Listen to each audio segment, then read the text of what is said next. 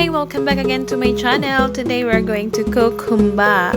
But before that, please like, comment, and share this video, and don't forget to subscribe. Thank you.